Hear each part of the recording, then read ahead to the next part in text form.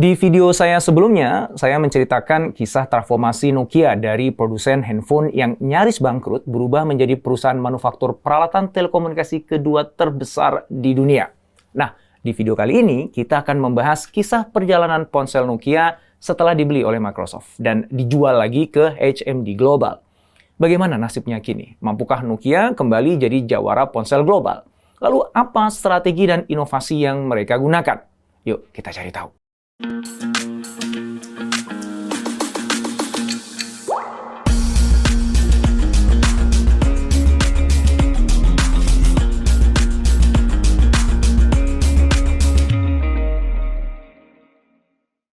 mulai kisah ini ketika Nokia membagi dua jenis bisnisnya. Berlanjut ketika Microsoft membeli Nokia Phone lalu gagal sampai akhirnya mereka menjualnya kembali. Berikutnya kita akan cari tahu siapa pembelinya dan bagaimana strategi mereka mengembalikan nama besar Nokia. Lalu terakhir kita kaji apakah kira-kira strategi sang pembeli akan mampu membuat Nokia kembali jadi jawara ponsel dunia.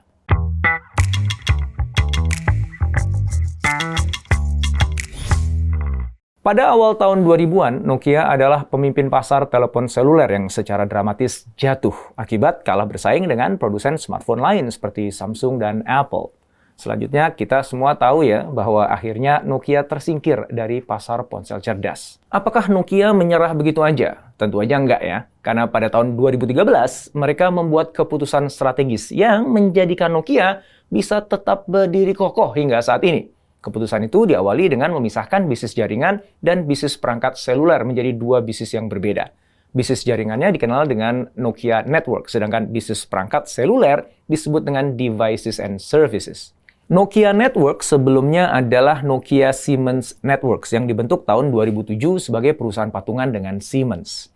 Lalu di tahun 2013 itulah Nokia kemudian mengakuisisi saham Siemens dan mengganti nama perusahaannya menjadi Nokia Solutions and Networks yang kemudian disederhanakan menjadi Nokia Networks. Garapan bisnisnya adalah pengembangan dan implementasi teknologi telekomunikasi seluler terbaru seperti 5G misalnya, dan juga memberikan dukungan kepada operator jaringan di seluruh dunia untuk meningkatkan kualitas dan kapasitas layanan mereka. Sedangkan Devices and Services sebagai divisi bisnis seluler pada akhir tahun 2013 dijual ke Microsoft. Sejak itulah, bisnis perangkat seluler milik Nokia berakhir. Dan Microsoft mengambil alih seluruh aset produksi, lisensi paten, karyawan, serta beberapa perjanjian lisensi dan hak untuk menggunakan merek Nokia. Sebetulnya Microsoft bukan mitra baru bagi Nokia, karena sejak tahun 2011 keduanya sudah saling bekerja sama. Ketika itu, Nokia sepakat memakai Windows Phone untuk mengganti Symbian sebagai sistem operasinya, yang kemudian melahirkan seri Nokia Lumia di akhir tahun 2011. Setelah menghentikan bisnis selulernya, Nokia fokus mengembangkan bisnis network infrastructure, yang kemudian pada tahun 2020 lalu mampu menjadikan mereka sebagai produsen peralatan komunikasi terbesar kedua di dunia setelah Huawei. Cerita lengkap transformasi Nokia ini ada dalam video saya sebelumnya. Silakan tonton ya, karena kisahnya seru banget. Nah, di video ini, kita akan fokus pada perjalanan perangkat seluler Nokia. Apa yang terjadi setelah diambil alih oleh Microsoft? Lalu, kenapa Microsoft kemudian menjualnya?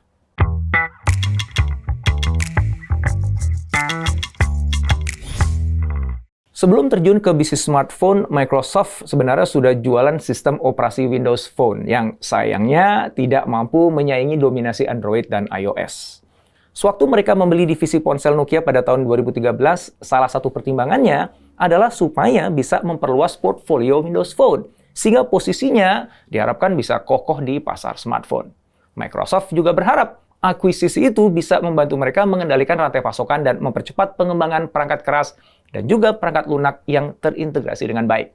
Nokia memang memiliki pengalaman luas ya dalam mengembangkan perangkat keras, termasuk teknologi kamera, layar sentuh, dan juga desain fisik. Jadi kalau keahlian mereka digabungkan dengan sistem operasi Windows Phone, maka Microsoft yakin bisa menghasilkan produk yang inovatif dan berkualitas tinggi.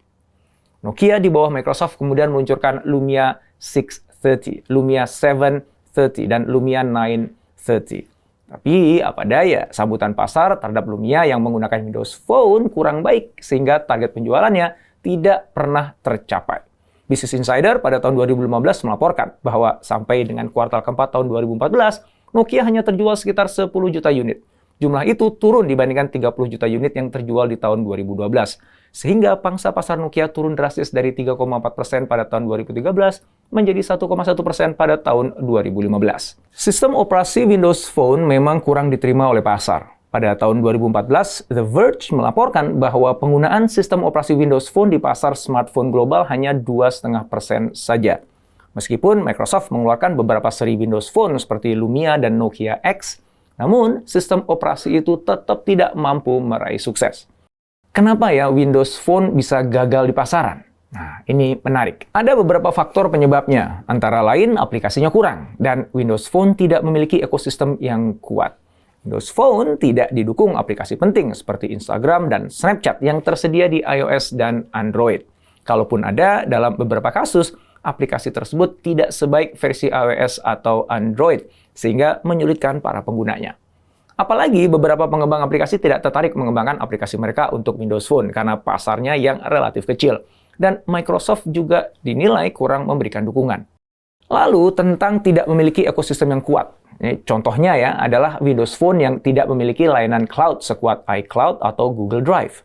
Akibatnya, pengguna Windows Phone tidak mudah membackup data mereka dan tidak bisa mengakses file mereka di mana saja. Selain dua faktor tadi, dukungan dari operator seluler di beberapa negara juga kurang. Mereka tidak antusias memasarkan Windows Phone, sehingga mengurangi visibilitas dan popularitasnya. Akhirnya, pada tahun 2016, Microsoft memutuskan untuk menjual Nokia ke perusahaan asal Finlandia bernama HMD Global dan FIH Mobile. Mereka adalah anak perusahaan Foxconn Technology Group asal Taiwan. Dan 1 tahun kemudian, Microsoft mengumumkan tidak lagi mengembangkan Windows Phone.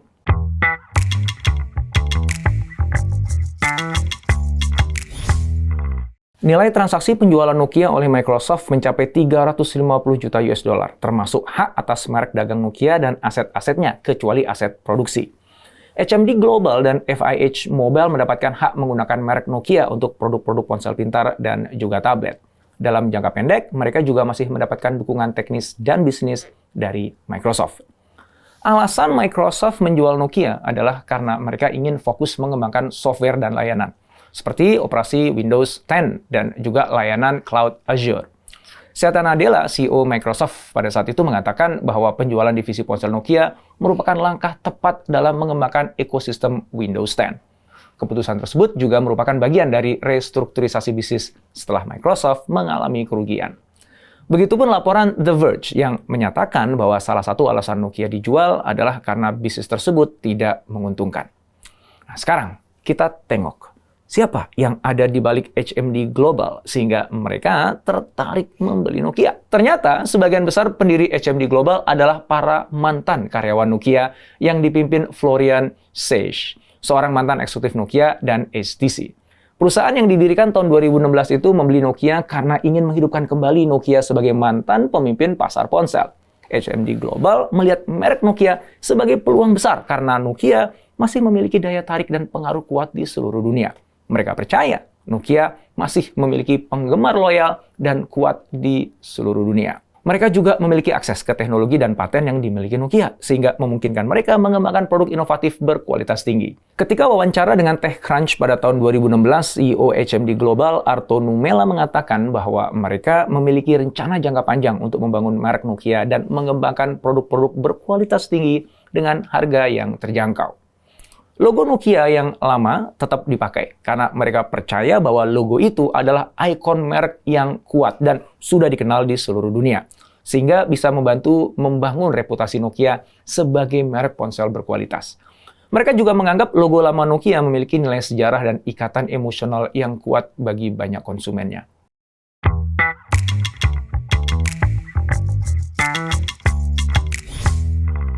Sejak berada di bawah HMD Global, Nokia fokus membangun portfolio produk yang terdiri dari smartphone entry level, menengah, dan flagship yang bertujuan menjangkau berbagai segmen pasar. Nokia One dan Nokia 2 merupakan produk entry level dengan harga yang terjangkau. Sedangkan Nokia 5 dan Nokia 7 menawarkan kinerja yang lebih baik untuk segmen menengah ke atas. Lalu Nokia 8 menjadi salah satu flagship smartphone Nokia dengan spesifikasi kelas atas yang ditujukan untuk pengguna yang mengutamakan kualitas dan performa terbaik. HMD Global berusaha mempertahankan kualitas dan desain yang terkenal dari merek Nokia, serta menyuguhkan teknologi terbaru dengan harga yang terjangkau. Mereka memperhatikan keamanan dan perbaruan perangkat lunak yang teratur untuk meningkatkan pengalaman penggunanya. Mereka juga menawarkan garansi jangka panjang dan dukungan pelanggan untuk membangun kepercayaan para pengguna. Nah, dengan strategi seperti itu, HMD Global mencoba membedakan diri dari pesaingnya di pasar smartphone sambil membangun kembali citra merek Nokia sebagai merek yang terkenal berkualitas. Namun, sayangnya, tidak semua produk mereka sukses di pasaran. Dan bahkan beberapa di antaranya kurang laku. Beberapa analis mengatakan bahwa masalah utama HMD Global adalah persaingan ketat di pasar yang penuh dengan pemain mapan, seperti Samsung, Apple, dan juga Huawei. Selain itu, diduga mereka juga kesulitan bersaing dalam hal inovasi dan desain. Contohnya, Nokia 9 Pure View yang dirilis tahun 2019. Ponsel itu dilengkapi 5 kamera belakang sehingga mampu menarik perhatian banyak orang. Namun, ternyata hasil penjualannya tidak sesuai dengan harapan. Beberapa analis mengatakan bahwa fitur kamera yang inovatif nggak cukup untuk mengimbangi kekurangan yang ada, seperti misalnya baterai yang kurang tahan lama dan juga kecepatan prosesor yang buruk. Anshul Gupta, Direktur Riset di Gartner, mengatakan bahwa HMD Global nggak mampu menyaingi Samsung dan Apple di pasar smartphone yang semakin ketat. Gupta juga mengatakan bahwa mereka terlalu banyak memperkenalkan produk dan tidak fokus pada pengembangan merek Nokia. Akibatnya, Nokia tidak memiliki kelebihan dari merek smartphone lainnya. Selain itu, Nokia dipandang terlambat mengadopsi teknologi seperti layar OLED dan kamera ganda, sehingga tertinggal dalam persaingan pasar ponsel cerdas.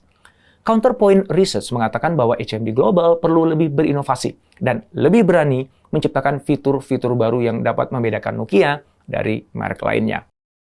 Di tengah situasi persaingan smartphone yang kurang menguntungkan bagi Nokia, HMD Global terus memproduksi featured phone. Mereka telah merilis beberapa seri featured phone Nokia seperti seri Nokia 105, Nokia 130, Nokia 150, dan Nokia 215. Kita bisa memahami ya kenapa mereka terus merilis featured phone, karena masih ada segmen pasar yang memerlukan ponsel sederhana, tahan lama, dan harganya terjangkau. Laporan Counterpoint Research tahun 2021 menyebutkan bahwa pasar featured phone terus tumbuh, sedangkan penjualan smartphone menurun. Featured phone laku di negara-negara berkembang seperti India, Afrika, dan Asia Tenggara. Pada kuartal keempat tahun 2020, penjualannya bisa mencapai 190 juta unit atau naik 5% dari tahun sebelumnya. Dalam wawancara dengan CNBC tahun 2021, CEO HMD Global, Florian Scheiss, mengakui bahwa mereka masih memproduksi featured phone karena segmen pasar yang memerlukan ponsel sederhana namun berkualitas ternyata masih ada. Menurutnya, featured phone merupakan pintu bagi banyak konsumen untuk memasuki dunia Nokia dan itulah langkah awal mereka beralih ke smartphone Nokia di masa depan.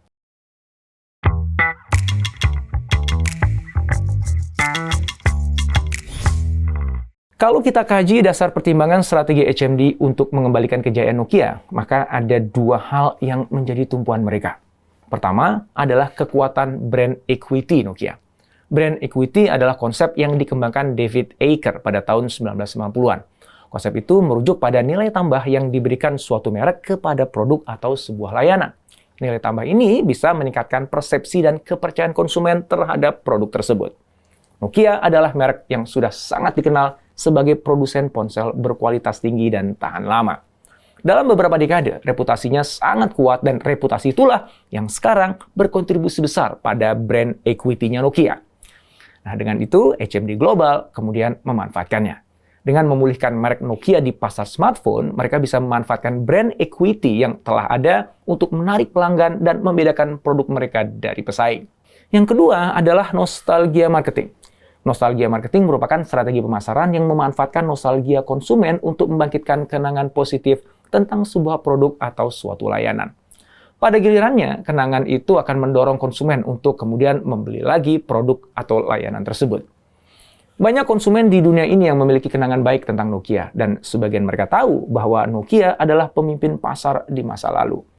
Jadi, dengan menghadirkan kembali merek Nokia, HMD Global memanfaatkan nostalgia itu untuk menarik perhatian konsumen dan meyakinkan mereka untuk mencoba produk baru Nokia. Pendekatan inilah yang mereka pakai ketika meluncurkan kembali beberapa model ponsel Nokia klasik seperti Nokia 3310 yang membangkitkan kenangan positif. Mereka juga meluncurkan Nokia baru yang menggunakan Android, sehingga ada keterpaduan antara desain Nokia yang telah dikenal dengan teknologi terbaru. Strategi ini bisa aja efektif menarik perhatian konsumen dan menciptakan brand awareness. Tapi kita sadari bahwa kesuksesan jangka panjang HMD global akan sangat bergantung pada kualitas, inovasi, dan juga daya saing produk yang mereka hasilkan. Nah, sekarang bagaimana menurut Anda? Akankah Nokia akan bisa berjaya lagi? Apakah brand equity Nokia cukup kuat untuk menjadi keunggulan kompetitifnya di pasar? Apakah sensasi nostalgia akan mampu membuat Anda membeli Nokia lagi? Tulis jawaban Anda di kolom komen di bawah ya.